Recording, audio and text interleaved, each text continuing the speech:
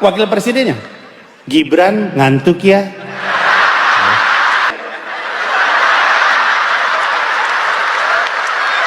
Halo teman-teman, jumpa lagi dengan saya Mas Fatah. Lama saya tidak memberikan komentar tentang isu-isu politik terkini ya. Tapi tidak masalah lah, ini meskipun telat, saya ingin memberikan satu komentar terkait mensrea stand up comedy Panji ya. Di mana Bang Panji itu memberikan komentar, memberikan kritik. Saya anggap itu sebagai kritik. Mostly itu adalah kritik terhadap pemerintah. Begitupun juga kritik kepada masyarakat ya. Kritik kepada masyarakat misalkan dalam pemilihan DPRD, kemudian kepala daerah mungkin ya. Masyarakat itu cenderung tidak memilih karena latar belakang, karena faktor latar belakangnya, karena track recordnya, mungkin karena integritasnya, tidak begitu, tapi karena emosional, karena kedekatan, atau karena dia sosok figur yang sering tampil di layar kamera, TV gitu ya, atau sebagai artis, kemudian atau dia sosok tersebut sebagai orang yang selalu tampil dermawan atau tegas dan lain semacamnya. Dia tidak melihat karena program apa yang dia bawa gitu. Kira-kira itu kritik dari Panji kepada masyarakat kita, termasuk juga kritik Panji kepada pemerintah atau kepada elit politik kita. Kemudian selain itu juga ramai dipersoalkan tentang ekspresi Panji yang menirukan Gibran ya. Saya pikir ini bagian dari ekspresi satir, kritik juga gitu ya. Dimana Gibran pernah melakukan sikap yang tidak baik menurut saya ya kepada Prof. Mahfud MD sebagai orang yang senior, sebagai orang tua, kemudian sebagai profesor, di mana ekspresi dia menunjukkan ketidakmampuannya dalam berargumentasi dengan orang yang lebih tua seperti Prof. Mahfud MD pada saat debat kandidat di Pilpres tahun lalu ya. Saya lagi nyari jawabannya Prof. Mahfud. Saya nyari-nyari di mana ini jawabannya. Kok nggak ketemu jawabannya? Nah, selain itu juga saya ingin memberikan kritik terhadap stand up comedy yang disampaikan atau ya yang disampaikan oleh Bang Panji ya di mensrea itu ya. Jadi soal etika komunikasi yang berkaitan dengan kata-kata kotor seperti anjing, goblok dan semacamnya itu sebenarnya tidak layak.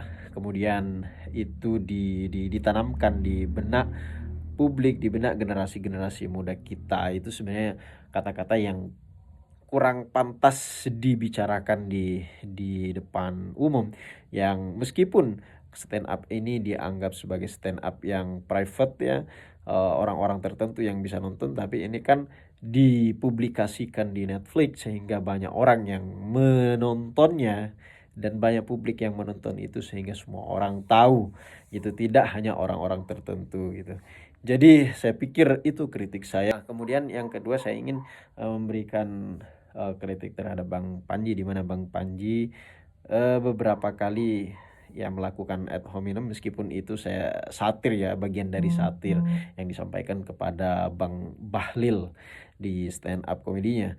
Kalau pernyataan kepada Gibran, kemudian pernyataan-pernyataan yang lain, saya pikir semuanya itu fakta ya.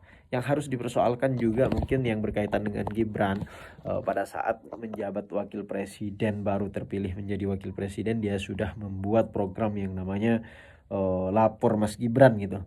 Ini kan sekelas wakil presiden itu memiliki instrumen yang sangat besar, yang sangat banyak, sehingga tidak perlu membuat laporan-laporan kepada Mas Gibran. Dia punya instrumen itu yang bisa mengakomodir semua informasi-informasi atau aspirasi masyarakat yang kemudian dikumpulkan dalam satu laporan yang kemudian dia baca, sehingga dia bisa memilah dan memilih mana yang perlu dia prioritaskan dari laporan-laporan atau dari aspirasi-aspirasi masyarakat. Kalaupun dia mendapatkan laporan langsung dari masyarakat, bahkan bupati pun, itu terlalu kecil urusan-urusan yang sangat teknis seperti itu kurang pas ya, dan terlalu kecil bagi seorang wakil presiden. Dan mungkin sekarang juga tidak berjalan program tersebut. Jangan sampai membuat satu program-program yang hanya gimmick atau populer.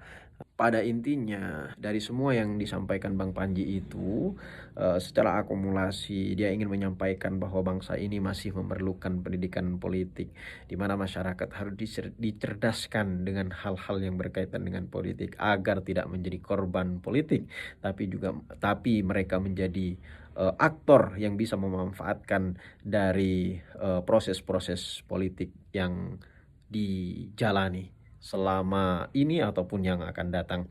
Saya pikir kembali kepada makna atau arti besarnya bahwa politik itu tujuannya adalah the good life, untuk mencapai kehidupan yang lebih baik. Saya pikir itu teman-teman.